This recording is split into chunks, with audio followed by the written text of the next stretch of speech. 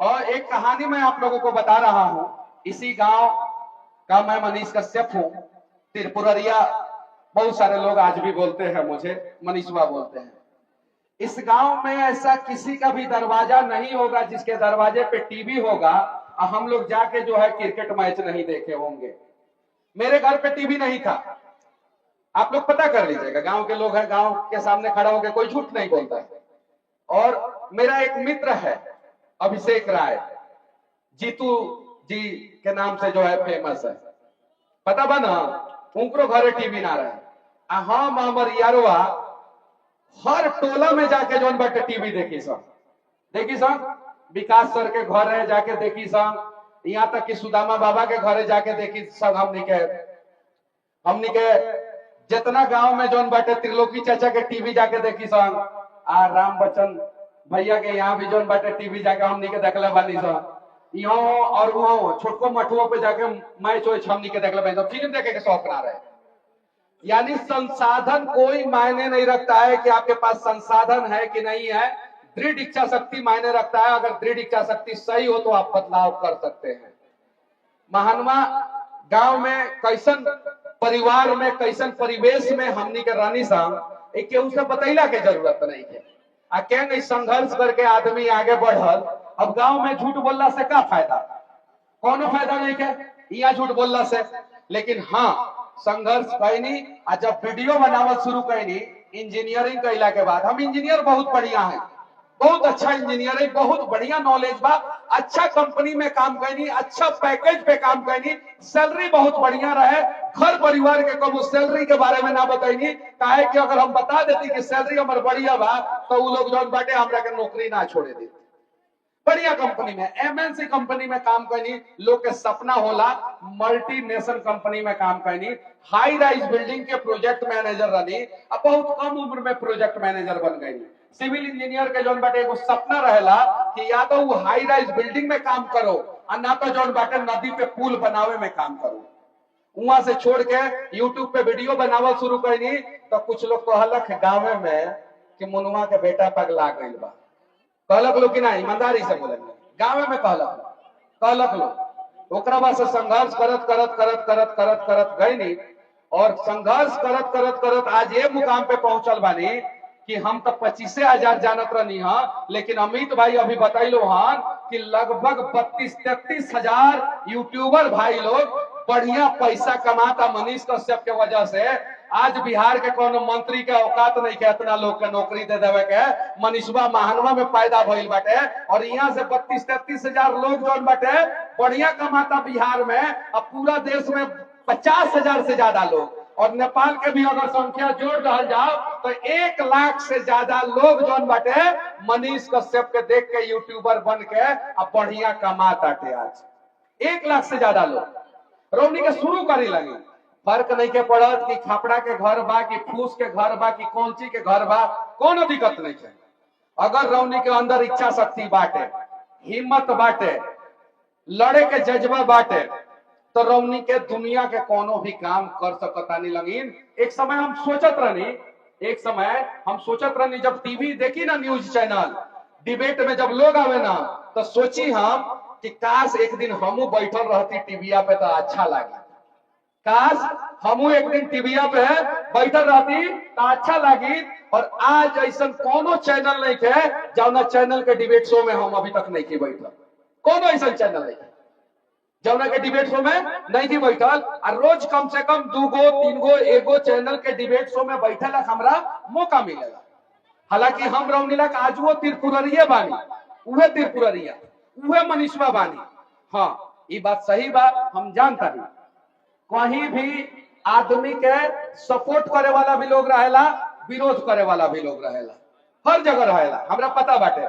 अच्छा बोले वाला लोग जटाशंकर जी हमारे क्लासमेट रहल बड़ा, जटाशंकर हमारे क्लासमेट रहल बड़ा, यही चीज बाटे। तो सारी चीज होत रहेला जीवन में, लेकिन ये सब चीज से घबराए के ना चाहिए। अगर केहू घबरा गई ना तो समझी के वही दिन ओकर कदम रुक जाए, और ना घबराई ना तो समझी कि वो जीवन में खूब तरक्की करी, खूब आगे बढ़ी, और ओकर तरक्की केहू नहीं के रोक सकता। 2020 में हम चुनाव लड़ रही, बुलेट मोटरसाइकिल रहे, हमरा गांव के बहुत सारा लड़का लोग जन बाटे अपन पैसा अपन मोटरसाइकिल में तेल डाल के अपना पैसा से और हमरा संगे घूमे लोग किन्हों के 1 रुपया ना दिले रही। सब कोई के पता बाटे 1 रुपया ना दिले रही।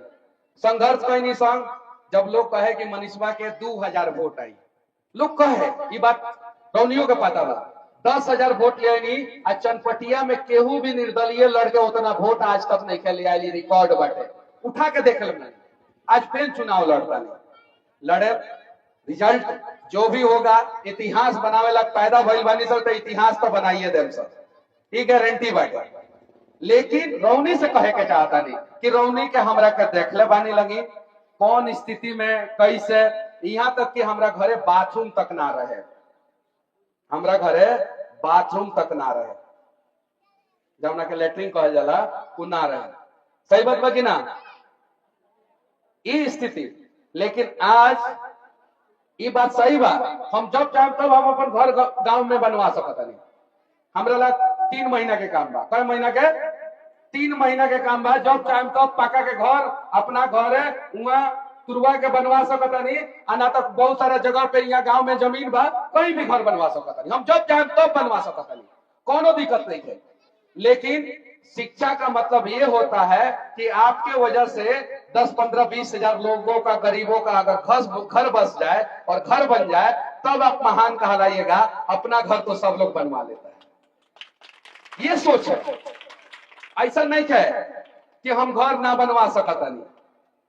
2020 में हमने के एगो सपना रहे कि हमने के गांव में हाइड्रो पावर प्लांट बनो। अगर हाइड्रो पावर प्लांट बन जाए तो हमरा गांव के हमर कोनो दोस्त जौन बाटे उ बाहर कमाए ना जाए, कोनो दोस्त ना जाए। हमरा गांव के कोनो लड़की जौन बाटे उ बाहर ना जाता सब। हमर गांव के इतना तरक्की हो जाए कि हमर गांव के केहू भी आदमी जौन बाटे ना मजबूरी में मजदूरी करे ना जाए, आ केहू भी अपना बेटा बेटी के बियाह करे से पहले 10 बार ना सोची कि का करे के बा, कहां से पैसा आई, जमीन बेची, खेत बेची, गहना बेची, का बेची का ना, उ ना सोचे के पड़ी, ना सोचे के पड़ी। लेकिन का करी वो बड़ा सफल ना भईनी, संघर्ष कैनी। 2023 में मार्च महीना में जेल चल गई। 2023 में दिसंबर महीना में 9 महीना जेल काट के 23 दिसंबर के जेल से निकालनी। जेल से निकलला के बाद संघर्ष कैनी, आ संघर्ष कैला के बाद बड़ा बड़ा नेता लोग के घरे फोन आ गई। हमरा माँ के, हमरा पिताजी के, बहुत सारे लोग बहुत प्रकार के बात कैलक लोग। आ चुनाव में हम बैठ गए। बहुत बड़का माहौल रहा, पूरा बिहार में सबसे भीड़ वाला कार्यक्रम हम ही करी और पूरा बिहार के रिकॉर्ड रहे। अनऑर्गेनाइज भीड़ सबसे ज्यादा मनीष कश्यप के लगे रहे। ओबरा अनऑर्गेनाइज कि कोई व्यवस्था नहीं देते थे, कोई गाड़ी नहीं देते थे, कार नहीं देते थे, मोटरसाइकिल नहीं देते थे, कोई टेंट पंडाल नहीं, कुछ नहीं। अनऑर्गेनाइज भीड़ अपना आ जाए कि हमरा कबो कबो दू छत्ती पे चढ़ के जौन बाटे बोले के पड़त रहे। ये चीज बात नेता लोग के लागल कि त आगे बढ़ता, एकरा के रोके के पड़ी। आ घर केहू राजनीतिक परिवार से ना रहे। दादाजी फौज में रही, पापा फौज में रही, तो राजनीति के बारे में ज्यादा ना जानत रही। शामिल कर लख लो, और शामिल कैला के बाद बदनाम कर लख लो कि मनीषवा 2 करोड़ रुपया लेके शामिल हुई बा। कितना करोड़? कितना करोड़? 2 करोड़। अरे हम यूट्यूब से 3 करोड़ रुपया सालाना कमाई। कितना कमाई? कितना करोड़ कमाई यूट्यूब से? 3 करोड़ रुपया सालाना कमाई। 2 करोड़ में हम अपन 5 साल के भविष्य बर्बाद कर दे। 3 करोड़ रुपया के हिसाब से 5 साल में कितना कमाई थी हम? 5 तिहाई 15 करोड़ रुपया। तो 2 करोड़ के चक्कर में हम अपन 15 करोड़ रुपया लात मार दे? कभी भी ना, कहियो ना। आज रौनी के गांव के लड़का के सलमान खान के संगे काम करे का मौका मिलल बा। पता बा केहू के मौका ना मिलल। आई मनीषवा मौका उ सलमान खान के संगे काम करे के मिलल, आ हम ठुकरा देनी कि ना काम करे। हम कहनी ना काम करें। हालांकि बिग बॉस अच्छा प्लेटफॉर्म है या बुरा प्लेटफॉर्म है, हर कोई अपना अपना नजरिया है। लेकिन मेरे नजर में जो है, मुझे वहां से ऑफर मिला तो उस प्लेटफॉर्म को मैं गलत नहीं कहूंगा, नहीं कहूंगा। अब रउआ बताई कि अगर बिग बॉस में जाती तो 2 करोड़ से ज्यादा ना पैसा मिली था, हमरा मिली कि ना मिली। और वहां से जब हम वापस आई थी तो कम से कम 100 करोड़ के आदमी बन के आई थी, कम से कम मिनिमम सेलिब्रिटी रहती हम। ये चीज बात। लेकिन ना गई। सलमान खान जैसा आदमी के बुलावा आई कह देनी ना। ओकरा अलावा बहुत सारा शो से हमरा के बुलावल गई, हम अभी ना कहते। एगो कीड़ा होला आदमी के अंदर, जैसे केहू के अंदर शराब पिए के कीड़ा होला तो शराब पी के गरियावत रहेला, कबो कबो हमरो के गरिया देवेला लोग शराब पी के। 2-3 दिन पहले ही एक आदमी गरिया देला शराब पी के। चीज बाटे उहे हमरा अंदर कीड़ा बा। हमरा अंदर कीड़ा बा का कि हमरा लोग के मदद करे में मजा आवेला, अच्छा लगेला। अब कुछ लोग कहेला कि मनीषवा लोग के मदद करेला तो पैसा कमाला।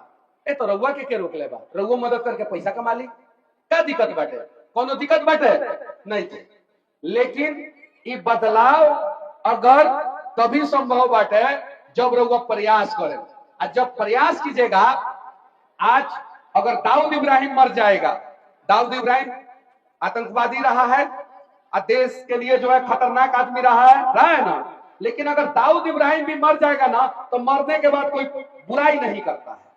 केहू कितनो खराब आदमी गांव के होको, लेकिन जब मर जाला ना तो लोग कहेला कितना भला आदमी रहला। सही बात है कि ना? यानी कहने का मतलब है कि मुर्दे लोगों का कोई विरोध नहीं करता है, अगर आप जिंदा है तो आपका विरोध होगा। और हम लोग विरोध से नहीं डरते हैं, और जितने बड़े लेवल पे विरोध उतना ही बड़ा आपकी सफलता। आज केरल में कांग्रेस के किसी व्यक्ति ने कहा है बीड़ी और बिहारी, बीड़ी और बिहारी दोनों एक हैं, और बिहारी को गाली दिया है। और जब गाली दिया तो ढूंढा गया मनीष कश्यप को कि उसको जवाब देना है। तो अगर बिहारी को कहीं भी कुछ समस्या होता है और जो समस्या पर खड़ा करता है उसके खिलाफ मनीष कश्यप खड़ा रहता है हमेशा। आज का बात है, आज ये चीजें है। हमरा संगे का होई का ना होई वो हमरा नहीं के पता, भविष्य में का होई का ना होई हमरा नहीं के पता, लेकिन हमरा इतना जरूर पता बा कि मौका मिली तो रौनी लाख काम करे, अन्ना मौका मिली तो अपना लाख तो काम करिए सकता नहीं, कर सकता नहीं कि ना कर सकता नहीं। 2020 में मोटरसाइकिल से चुनाव प्रचार करी, बाद में एगो गाड़ी लेनी बड़ी मुश्किल से ईएमआई पे, आज भी ओकर ईएमआई देता नहीं, वैनु कार लेनी। 2020 में मोटरसाइकिल से लड़ी ना चुनाव, सब लोग को पता बा, बुलेट मोटरसाइकिल रहे। आज अपने गांव में 3 गो गाड़ी से आई बनी, तीनों गाड़ी हमारा, एगो फॉर्च्यूनर, एगो स्कॉर्पियो, एगो टाटा नेक्सॉन। आई बनी कि ना आई बनी? मौका ना मिलल, विधायक ना बननी तो समाजो लग कहीं नहीं, अपनों लग काम कहीं नहीं। यही चीज बात, मौका मिली हाइड्रो पावर प्लांट बनाए, मौका मिली गांव के एको आदमी के बाहर मजबूरी में ना जाए दे। अगर मान ली कि केहू आईएएस बन जाओ तो जाओ, आईपीएस बन जाओ तो जाओ, कलेक्टर बन जाओ चलाओ आप, लेकिन 10,000, 15,000, 20,000, 25,000, 30,000 तक के महीना लाख अगर केहू जाता मजबूरी में मजदूरी करे तो ओकरा के ना जाए दे वादा करता। लेकिन पावर रही तबे ना रही तो ना करे। एक और चीज कहता है, जापान के कंपनी कुबोटो ट्रैक्टर बनावेला और स्कॉट भारत के कंपनी ट्रैक्टर बनावेला, पता हुई रही के उ कंपनी में हायरिंग लाख जोन एजेंसी हायर करेला, वो एजेंसी के जोन बाटे भना माई स्थान पर बुला के अब 20,000 रुपया से लेके 1 लाख रुपया तक के महीना पे 200 इंजीनियर के कंपनी में भेजनी। कितना इंजीनियर के? 200 इंजीनियर के। आज विधायक सांसद कुछ नहीं की। रउआ हमरा बारे में बुरा सोची अच्छा सोची, हमरा फर्क नहीं के पड़त। काहे फर्क नहीं के पड़त? काहे कि हमरा हमार लक्ष्य लौकता। अगर हमारा लक्ष्य ना लौकी तब ना रउर बतवा सुनाई कान में, हमरा सुनाईबे नहीं के कर। हमरा हमार लक्ष्य लौकता कि हमरा करे के का बा का नहीं के करे के, और वही पे जोन बाटे हम आगे चल रहल बानी, दिन रात आगे चल रहल बानी आ चलत रहे।